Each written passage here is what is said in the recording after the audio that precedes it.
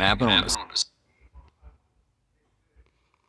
Barakatha Yahweh, Barakatha Yahweh Shah, Barakatha Yahweh, Barakatha Yahweh Shah, Barakatha Yahweh, Barakatha Yahweh Shah, Ba'ashim, Wakah, Kwadash, this your Akim Azil, back with another quick lesson. Also want to give double honors and a salute to the men I learned this truth from. Shalom Barakatham. Yeah, I want to make a quick lesson on, the entertainment industry. This one is basically putting a spotlight on the music industry, man. And basically what it is, is witchcraft, man. They're out here with these, enchantments, these songs, as some people may say. Actually, they're casting spells on people, man. They're putting people in certain trances, certain mind states, and actually it's promoting wickedness, man. And I'm gonna show this video. This is fair use, but I'm gonna show this video for edification purposes, man. That pretty much expose what the music industry is about, man. From car crashes to dead chickens to the fall of a government, anything can happen when a celeb dabbles in the occult, or at least that's what these A-list sorcerers seem to think. Most people might have been unaware that rapper Azalea Banks practiced brujeria, until in 2016 she posted a series of Instagram videos in which she complained about how difficult it was to clean up the blood of all the chickens she sacrificed.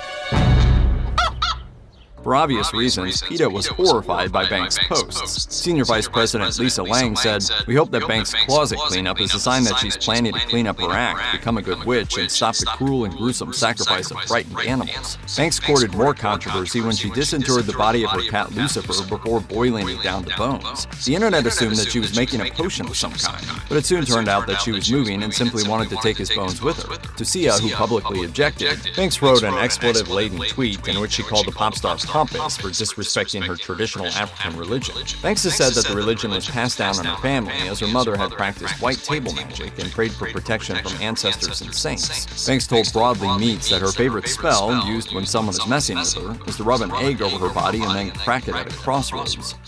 In addition to being an actor, podcaster, and poet, Destiny Nicole Fraschieri, aka Princess Nokia, is deeply involved with Regla de Ocho, a mixture of Yoruba religious practices, Roman Catholicism, and Spiritism. Fraschieri herself has explained that this belief comes with mediumship, clairvoyance, and healing abilities. The video for Princess Nokia's 2016 track Brujas shows a number of witchcraft rituals cribbed from the movie The Craft, as well as the Yoruba spirituality of the African diaspora. Speaking to Cultured in 2019, Fraschieri said that the next phase of Princess Nokia would focus more on being a bruja, a Latin American term for witch. She said, "Everything I'm planning on putting out this year is based in this witch aesthetic of a goddess." Fraschieri is also a believer in astrology. She once told them, "Spirituality helped me focus on taking Princess Nokia to the next level, a mainstream artist who was still independent." In an interview with InStyle, Vanessa Hudgens once said, "I was filming The Princess Switch 2 or 3, and I had my first conscious witchy awakening. I was learning about the history of the women who were wrongfully accused of witchcraft and learning about what witchcraft even is." Although she initially kept her beliefs private, Hudgens later filmed a documentary about witchcraft. Dead Hot follows her spiritual journey through Salem as she and a friend interview witches and mediums, experiment with Ouija boards, and learn about spirit boxes. In a 2023 interview with Today, Hudgens went on to say that she'd been dabbling in the occult for a long time, explaining that she regularly saw a ghost in her former house. She said that she had used witchcraft to help manifest relationships, and that she had been the one to tell her ex-boyfriend Austin Butler that he should definitely play Elvis. Hudgens said that the documentary helped her realize that many of these experiences came from her connection to the spiritual realm, and claimed that nurturing her beliefs had only made that connection stronger. She explained, "I feel like I've been calling things ever since I was young. When I realized that as foresight, I was like, maybe I should learn how to hone into this." Anya Taylor-Joy once told Vanity Fair that she has always felt a connection to the spiritual realm. When the conversation turned to her ad campaign for Victor and Rolf perfume, she said, "I had a moment in the last 2 weeks where I stood back and said, if I were to pull a tarot card for this, which I did, it's the Hermit. I just need to go into my own little velvet cave and put my head down and make this happen, you know?" Taylor-Joy also insisted that it wasn't the witch that led her to witchcraft. It actually happened the other way around. She said, "I'm such a big believer in cosmic destiny and putting one foot in front of the other, and my feet led me to that failure. film. In a Spanish-language interview with Vogue, Taylor-Joy offered a look at what she always carried in her bag. Among her notebooks and books was a deck of tarot cards and some crystals. The tarot cards, she explained, were always a great icebreaker, while the crystals simply gave her comfort. She said, "I love to hold them all in my hand. I sleep with them. I don't know. I love them." In 2017, news broke that a series of seemingly random dates tweeted by Lana Del Rey were connected to a movement called Find Trump, which was being promoted through a now-defunct Facebook page. The idea was that those in the know were going to conduct a massive sprawling ritual on the days in question, which coincided with a waning crescent moon. The end goal? Get then-President Donald Trump out of office. Del Rey later sat down for an interview with NME and confirmed that the tweet had definitely referenced an occult ritual. She added, "I'm in line with Yoko Ono and John Lennon and the belief that there's a power to the vibration of a thought. Your thoughts are very powerful things, and they become words, and words become actions, and actions lead to physical charges." Interestingly, there is some scientific basis to that. Studies have shown that words are powerful on a number of different levels, from increasing in-the-moment anxiety to being able to change the course of lives. Del Rey agrees, saying, "I really do believe that words are one of the last forms of magic, and I'm a bit of a mystic at heart." Fans of the cult classic The Craft will be happy to know that one of the teenage witches is a real-life practitioner of tarot. I drink up my sisters, and I ask for the ability to not hate those who hate me. In an interview with Shondaland, Rachel True said that her fascination with the occult started when she was given her first tarot deck at the age of 8. She later told Dazed that over the years she has taken comfort in the spiritual after feeling like a perpetual outsider. She says that she used crystals to manifest her role in the craft and explained just what it was about the tarot that had captured her imagination in the first place. True said, "The idea that there were mysteries locked inside the images intrigued me, but I don't think I understood the deepest discoveries would be about my own subconscious desires. In the end, I'm a Scorpio and love a mystery, so tarot is a perfect fit." True has written a tarot guide and even designed her own deck, but stresses that tarot is limited as to what it can show.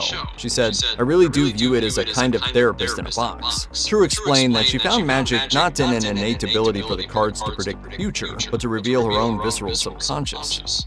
When Andie MacDowell sat down with Vulture for an interview about the 1996 classic Michael, the conversation quickly turned to the supernatural. MacDowell shared that she had started to believe in the spirit world because of her father, who had claimed he'd seen a ghost, and he was apparently the last person who would say something like that. She said that she had seen several ghosts during her own life, and had spent some time as a teenager visiting cemeteries and trying to talk to the dead. Did it work? MacDowell seems to think so. In an interview with People magazine, MacDowell said that she and her sisters used to communicate with their deceased uncle via a Ouija board. The Ouija board apparently made a number of predictions that came true over the years, including her career, her children, and her horses. MacDowell also claimed that when they joined hands around the table, they could make the table walk. Are people right when they say that heavy metal music is infused with the power of the devil? In some cases, yes. In a 2011 interview with Music Radar, Dave Mustaine explained the reason that he refused to ever play The Conjuring live. The song's instructions for performing black magic rituals were very real, he said, and he didn't want to spread that sort of thing anymore. He said, "I put a couple of spells on people when I was a teenager, and it haunted me forever, and I've had so much torment." While Mustaine has since become a born-again Christian, he has gone into some detail about his experiences with witchcraft. In an interview on the Joe Rogan Experience, he shared the stories of 2 hexes that he claimed had very real-world consequences. In one, Mustaine said that he had cast a so-called sex hex to get the attention of a girl he liked, and that it absolutely worked. For the other, he said that he had targeted a classmate who had made it clear he was going to be Mustaine's relentless bully for the foreseeable future. That one worked too, he claimed, saying that he had made a doll that represented his bully, who was injured in a crash soon after. Mustaine said that he was led down the black magic path after seeing his sister practicing white magic, and that he is now quite content to not have anything more to do with it. Paganism, witchcraft, and the occult was once a way of life for Huntress lead singer Jill Janis, who died in 2018. She once told Louder Sound that it all began because she had grown up on a farm. She said, "I was very open to nature worship and seeing all these amazing aspects of paganism come into play in my daily life, mostly the power of visualization, seeing it, believing it, and obtaining it." Janis was a young teenager when she found her first coven, and she stressed that although she had seen the damage that black magic could do, that was absolutely never her thing. She explained, "I've stood at the edge of black magic and I've seen the darkness envelop people, and it's sad, really. You see negativity root within a person like an evil tree. There's a lot of danger lurking within the corners of witchcraft, so you really have to be strong and truthful, and you really have to protect yourself." It makes sense, then, that many of Huntress's songs were rooted in very weird practices. She explained to Loudwire that their references to numerology, alchemy, and the casting of spells are all very real. She even credited her band to her beliefs, saying that she had imagined it, willed it, and it happened. Janis said, "People can say white witch, but you know, no, I'm just a witch. I'm a little witch that loves heavy metal.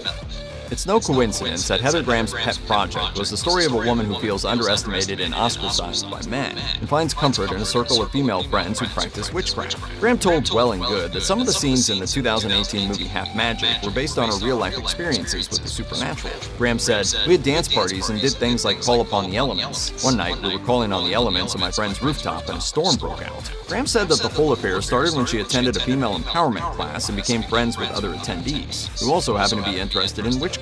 She said that witchcraft has been wildly rewarding and taught her about self-worth, self-love, self-esteem, and gratitude, and that it gave her more confidence to stand up for herself in the cutthroat world of Hollywood. That said, Graham has also been quick to stress that her experience with the occult hasn't been about manipulating the outside world, but rather finding something within herself. She told the New York Times, "As a woman, sometimes I feel disempowered in this society. To be a witch seems to me to be the opposite of that. I think we as women are much more powerful than we give ourselves credit for. For us to see the power we have is the next step."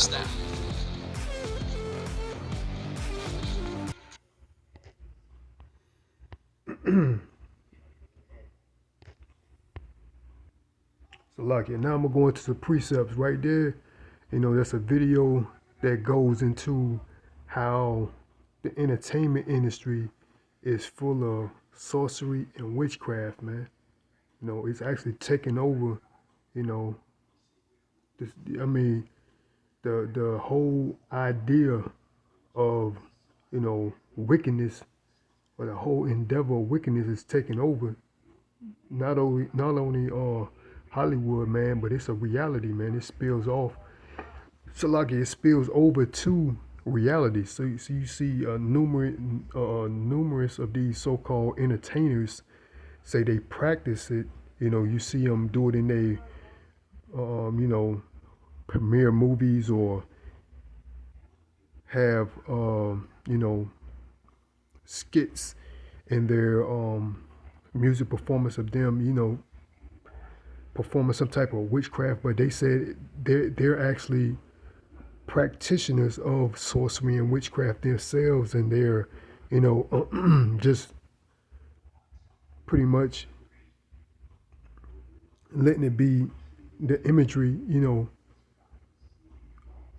produce the imagery throughout their music or their movies or whatever it may be. So it's like they say, life imitating art, art imitating life. So it's what they do in general, man. Witchcraft, and it's real, But I'm gonna read a precept out of the book of Galatians 5:19, and it reads, "Now the works of the flesh are manifest, which are these: adultery, fornication, uncleanness, lasciviousness, idolatry, witchcraft, hatred, variance, emulation, wrath, strife, sedition, heresies, envyings, murderers, drunkenness, reviling, and such like, of the which I tell you before, as I have also told you in the past time,"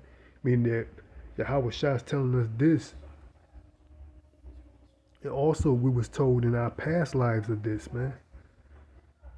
"As I have also told you in your past," so like it, "as I have also told you in the times past, that they which do such things shall not inherit the kingdom of Yahweh," man. So those that are practicing these type of rituals, man, will not inherit the kingdom of the Most High, man. And like I said, this entertainment industry is pretty much filled with witchcraft, sorcery, what they call dark magic. They trying to say there's white magic. Nonetheless, all of it is wickedness, man. and that's a prime example, man, from the horse's mouth, of these entertainers indulging in witchcraft, man. So it's real, man. They're actually casting spells on these people out here, man.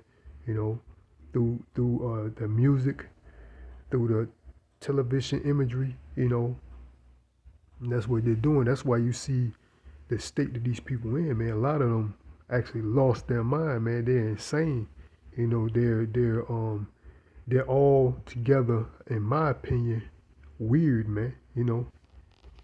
Certified weirdos. But let's get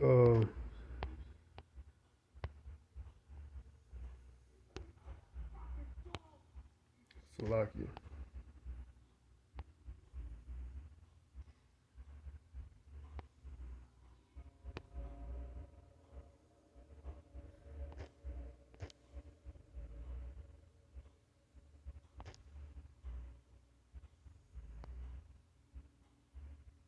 Let's get a couple other precepts.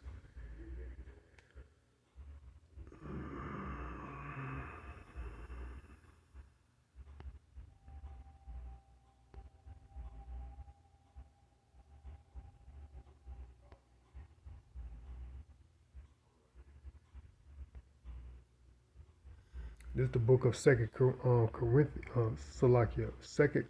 33:4, and it says, "Also he built altars in the house of the Lord, whereof the Lord had said, in Jerusalem shall my name be forever. And he built altars for all the host of heaven in the two courts of the house of the Lord. And he caused his children to pass through the fire in the valley of the son of Hinnom. Also he observed times." That means these stargazers, man, observe times, the astrology. You got a lot of these women, man, they're all into, what's your sign? What's your zodiac sign? That's what observing times mean, man. Stargazers and things of that nature, man. And use enchantments and use witchcraft and dealt with a familiar spirit, man. All that sorcery, man. And with wizards, he wrought much evil in the sight of the Lord to provoke him to anger. So that's what the Lord doesn't like that, man. You know what I'm saying? You dealing with, familiar spirits, witchcraft, sorcery. The Lord, you provoking the Lord to anger, man. And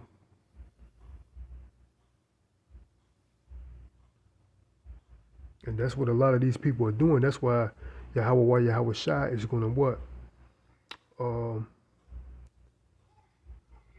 Put vengeance, so like you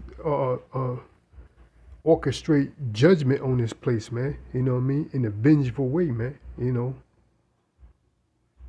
Because the Lord has a controversy, man, in Basra. And this place right here is the capital of witchcraft, man. That's why they got Hollywood, man. Hollywood, that's what it's about, man. Or sorcery, magic, witchcraft. And like I said, that video that I just showed in the beginning of this lesson is prime example. This is not, what you want to say, slander. They're telling you from themselves that that's what these actresses, a lot of them are women, you know what I'm saying? But they're all warlocks, meaning these guys, deal with, indulge in it, you know what I'm saying? Esau Edom is the master warlock, you know what I'm saying? But they were showing a lot of women, because that's what a lot of these women do, man. They pretty much indulge in witchcraft, selling their souls, man, to gain, fame. Some of them, they do it to seek protection, as one Edomite female said, But nonetheless, man, it's all wickedness. Let's read 2 Chronicles 33:6 again. And he caused his children to pass through the fire in the valley of the son of Hinnom. Also he observed times. He used enchantments. He used witchcraft and dealt with familiar spirits. That's all sorcery, man. And with wizards, he wrought much evil in the sight of the Lord to provoke him to anger, man. You know what I'm saying? And it looks like you got some of them actresses could be Judite women. You know what I'm saying? Some of them could be, or one or two could be from the northern tribe. But nonetheless, man, the Lord doesn't approve of this, man. That's why the Lord is gonna make do and make good on his promises. And his promises to what? Destroy this place because it's full of iniquity, man. And that's what's ruling right now. Wickedness and perverseness, man. All throughout Babylon the Great, and for that matter, the earth, man. Because the wicked, pursuant to Job 9:24, the earth was given into the hand of the wicked, and the wicked is bearing rule right now, man. That's why witchcraft is at an all-time high, and wickedness is at an all-time high, man. But I'm gonna end this lesson off here. Hope the body was edified. Till next time, I want to give all praises, honor, and glory to Yahweh, Ba'ashem, Yahweh Shai, Ba'ashem, Rakah, Kodash. Again, this your argument, Julazil. Lord willing, I'll be back with another lesson. Also want to give double honors and a salute to the men I learned this truth from. Till next time, Shalom, Barakatah, and Baba Ball. Shalom.